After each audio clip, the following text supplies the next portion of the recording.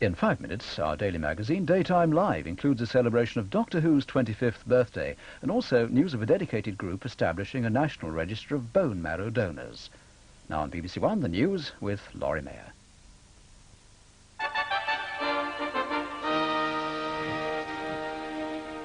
The main story is at midday. The 2 men and a woman found guilty yesterday of plotting to murder the Northern Ireland Secretary, Tom King, have each been sentenced to 25 years in prison. They'll appeal against the sentences. The 3, Finbar Cullen, John McCann and Martina Shanahan, are from the Irish Republic and are in their 20s. The jury at Winchester Crown Court also found them guilty of conspiring to murder other persons unknown. Afterwards, the defendants' lawyers said they'd be asking the Attorney General to prosecute Mr. King for contempt of court. They're complaining that his announcement last week of plans to modify the right to silence could have prejudiced the trial. During police questioning, the 3 defendants had exercised their right to remain silent. British rail fares are to go up by an average of 9% in the new year.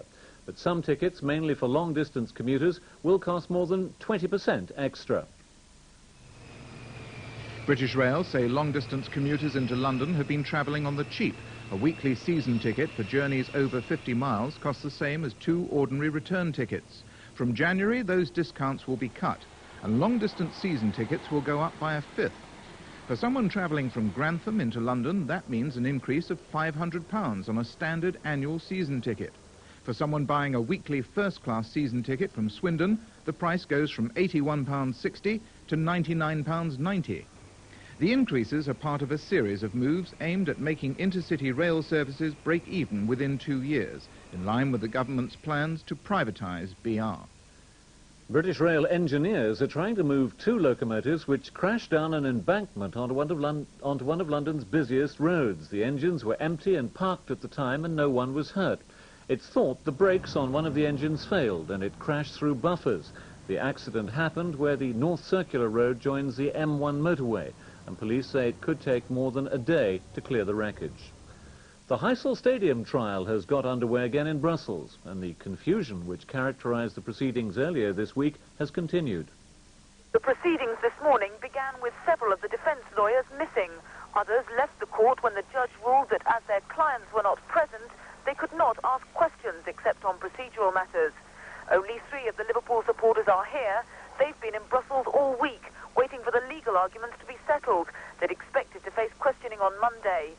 One of them, Stanley Conroy, was called forward this morning. A slow-motion video was shown with one figure picked out by arrows and circles. Conroy admitted he did recognise himself in some of the pictures, but he said he had not committed any acts of violence whatsoever. Despite yesterday's optimism that they were about to be free, the 2 California grey whales are still trapped in ice in Alaska. The Russian icebreaker has worked flat out, but the numerous thoroughfares which it's dug through the ice and towards the sea have frozen over again, but not before the whales had made some progress. Now rectangular ponds dug by the Eskimos veer off the channel where the whales had come to a dead end, and they will continue to dig these ponds until they reach the sea, which is about half a mile away. The next news is the 1 o'clock news with Michael Beck. Hello, good news, not least for the farmers. A lot of dry weather over the next few days, but it is going to become colder and there will be patches of fog as well. That's the position at the moment. Still plenty of showers about in the far north and northeast of Scotland, where some of them are falling as hail, sleet or even snow, especially up in the mountains there, and 1 or 2 light showers are running down that eastern coast of England as well. Most of us, though, are dry at the moment, although it is rather cloudy in the southwest of England there. Most of us, though, should see a little bit of bright weather during the day. Not just as mild as it's been in the south. Those are the temperatures this afternoon. 15 at very best on the south coast, 59 Fahrenheit, and only 7 Celsius, 45 Fahrenheit, a very windy 7 Celsius too, up in the north of Scotland there.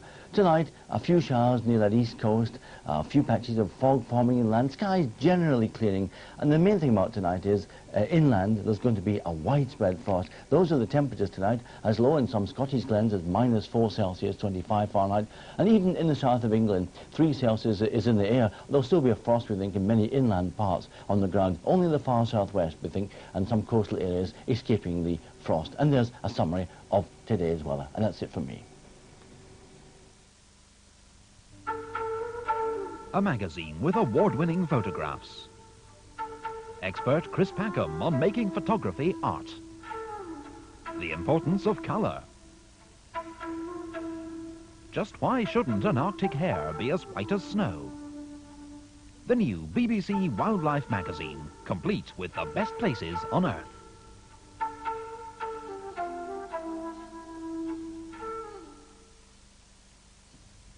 And now on BBC One, it's Daytime Live with Judy Spires and Alan Titchmarsh.